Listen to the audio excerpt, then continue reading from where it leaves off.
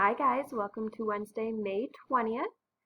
So I'm going to be reading and sort of discussing the Declaration of Independence in the form of an argument. And also, if you're watching this before 10 a.m., maybe tune in at 10 a.m. to the Google Hangout, especially if you need help. And if you're watching this after the 10 a.m. to 11 a.m.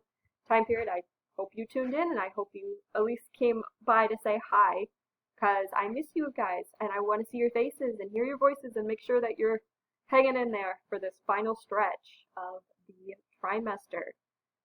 So let's get into that. Declaration of Independence. Let me just open that up for you. All right, you guys ready? It's a bit long, and it has a couple of words that are a little old-fashioned, if you will, and kind of because this was written in 1776. So, in Congress, July 4th, 1776. The unanimous declaration of the 13 United States of America, when in the course of human events it becomes necessary for one's people to dissolve the political bands which have connected them with another, and to assume among the powers of the earth separate and equal station to which the laws of nature and the nature's God entitle them, a decent respect to the opinions of mankind requires that they should declare the causes which impel them to separation. So they're pretty much, that was their introduction to what this Declaration of Independence, what it is stating, what it is going to be telling the readers. We hold these truths to be self-evident, that all men are created equal, that they are endowed by their Creator with certain unalienable rights, that among these are life, liberty, and the pursuit of happiness. That's one of the most famous lines in the entire thing. That to secure these rights, governments are instituted among men, derive their just powers from the consent of the governed. That whenever any form of government becomes destructive of these ends, it is the right of the people to alter or to abolish it and to institute new government, laying its foundation on such principles and organizing its powers in such form as them shall seem most likely to affect their safety and happiness. Prudence indeed will dictate that governments long established should not be changed for light and transient causes, and accordingly all experience hath shown that mankind are more disposed to suffer while evils are sufferable than to right themselves by abolishing the forms to which they are accustomed. But when a long train of abuses and usurpations, pursuing invariably the same object, evinces a design to reduce them under absolute despotism, it is their right, it is their duty to throw off such government, and to provide new guards for their future security. Such has been the patient sufferance of these colonies, and such is now the necessity which constrains them to alter their former systems of government. The history of the present King of Great Britain is a history of repeated injuries and usurpations, all having a direct object the establishment of an absolute tyranny over these states. To prove this, let facts be submitted to a candid world. So this is when it gets into the argument. This whole paragraph right here was saying, okay, so here's what it is. The king sucks. He is horrible to us, people living in the colonies, which is what they called the United States when there was just 13 states, if you will. It was called the colonies, the 13 colonies, which was talked up about here, 13 United States of America. We were only 13 at that time. And it's saying that as a group, we're declaring our independence because we believe as a group that we should control our government. The people should control their government and who leads them. And when it comes to having kings, you don't have that. You don't really have the choice of who your leaders are because they're just born into royalty. It is saying that us as these 13 colonies, we demand, and we declare that we are now independent from you. we are going to create our own government that we choose the leaders of, and we have the right to overthrow these leaders without any form of punishment if these leaders take advantage of their position. And these are the facts that they're giving about the king of Great Britain, the king of that time. They're saying these are the facts. This is why he sucks as a king and sucks as our leader, and why we are declaring our independence.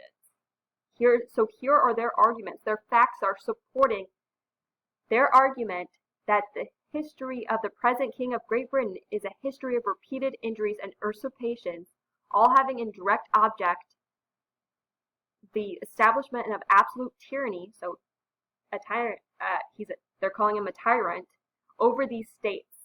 To prove this, let the facts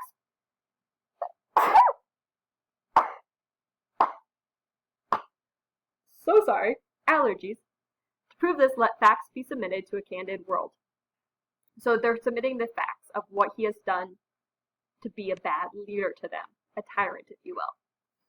He has refused his assent to laws, the most wholesome and necessary for the public good. He has forbidden his governors to pass laws of immediate and pressing importance, unless suspended in their operation till his assent should be obtained, and when so suspended, he has utterly neglected to attend to them. He has refused to pass other laws for the accommodation of large districts of people, unless those people would relinquish the right of representation in the legislature, a right inestimable to them and formidable to tyrants only. So again, calling him a tyrant. He has called together legislative bodies at places unusual, uncomfortable, and distant from the depository of their public records, for the sole purpose of fatiguing them into compliance with their measures. He has dissolved representative houses repeatedly for opposing with manly firmness his invasions on the rights of the people. So when his House of Representatives has said, hey, you're kind of imposing on the rights of your people and you're not letting, you're kind of not being a good king, he said, okay, bye-bye, bye-bye. I want Houses of Representatives who will agree only with what I do, so bye-bye. He dissolved them. He got rid of them. He has refused for a long time after such dissolutions to cause others to be elected, so he put off elections of new representatives, whereby the legislative powers, incapable of annihilation, have returned to the people at large for their exercise, the state remaining in the meantime exposed to all the dangers of invasion from without and convulsions within. He has endeavored to prevent the population of these states, for that purpose obstructing the laws for naturalization of foreigners, refusing to pass others to encourage their migration hither, and raising the conditions of new appropriations of lands. So he's pretty much saying the laws of naturalization of foreigners, refusing to pass others to encourage their migrations hither. So he's saying, I don't approve of you going to the colonies, so you're going to stay here where I can control you better here. So he's pretty much refusing to let them go over, and if they do, raising the conditions of their new appropriations of land. He has obstructed the administration of justice by refusing his assent to laws for establishing judiciary powers. He has made judges dependent on his will alone, for the tenure of their offices, and the amount and payment of their salaries. He has erected a multitude of new offices, and sent hither swarms of officers to harass our people and eat out their substance. So he sent officers to the colonies to control the colonists. And if you guys remember in history, the British Tea Party, this was the start of a revolution against those officers that the king sent. He has kept among us, in times of peace, standing armies without the consent of our legislatures. So he's kept armies in the colonies without consent of the legislatures in the colonies, and pretty much put into law that, I forget what the law is called, but he made it, the king said, hey, these are the officers I'm sending from England, and you have to house them. Have fun. You are required by law to house them. What else? He has kept among us in times He has affected to render the military independent of and superior to the civil power. He has combined with others to subject us to a jurisdiction foreign to our Constitution and unacknowledged by our laws, giving his assent to their acts of pretended legislation. So this is certain ones. For quartering large bodies of armed troops among us, so the quartering laws, that's the word I couldn't think of, quartering. For protecting them by a mock trial from punishment for any murders which they should commit on the inhabitants of the state. So any of these soldiers who came over in these armies, they could pretty much go on a killing rampage and not be punished for it. For cutting off our trade with all parts of the world, so saying, hey, if you want stuff, you have to get it from your homeland, us, England, and I will cut off any trade from anywhere else. China was the main one. I'm trying to think of others, but China was a big one. For imposing taxes on us without our consent, so they put taxes on everything. Again, Boston Tea Party, highest taxes on blocks of tea. And yes, teas did come in blocks. If you are confused about the Boston Tea Party and you thought they were throwing those little cute little baggies that you put in your tea, no, these were huge blocks of tea that they were throwing overboard.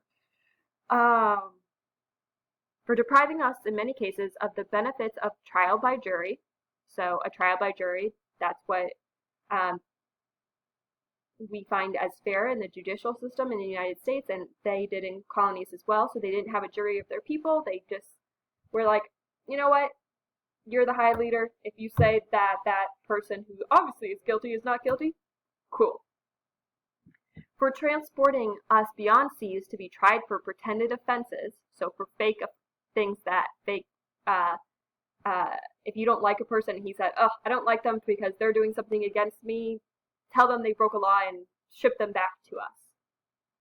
For abolishing the free system of English laws in a neighboring province, establishing therein an arbitrary government, and enlarging its boundaries so as to render it at once an example and fit instrument for introducing the same absolute rule into these colonies. For taking away our charters, abolishing our most valuable laws, and altering fundamentally the forms of our governments, for suspending our own legislatures, and declaring themselves invested with power to legislate for us in all cases whatsoever. He has abdicated government here by declaring us out of his protection and waging war against us. So this guy, for doing all this, this king, this tyrant, for doing all this, he's abdicated government here. He's by declaring that we are not protected by him, that we are actually his enemy, by waging this type of war on us, by raising our taxes, by killing our people unjustly, by charging them with unjust offenses, and so many more things. He has plundered our seas, ravaged our coasts, burnt our towns, and destroyed the lives of our people. He is at this time transporting large armies of foreign mercenaries to complete the works of death, desolation, and tyranny, already begun with circumstances of cruelty and perfidy, scarcely paralleled in the most barbarous ages, and totally unworthy the head of a civilized nation. So they're calling him barbaric in the fact that he's sending more and more armies to kill them off and to force their compliance with him.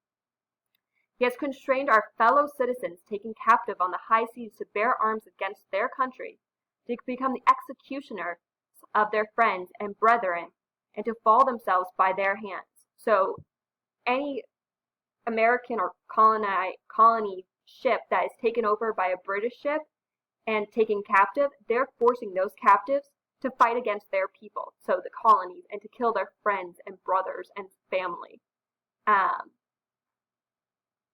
So they're forcing them to kill their friends and family. It's not good. So I'm not done with this, so stay tuned for part 2 where we will continue and finish up reading this, alright? Stay tuned.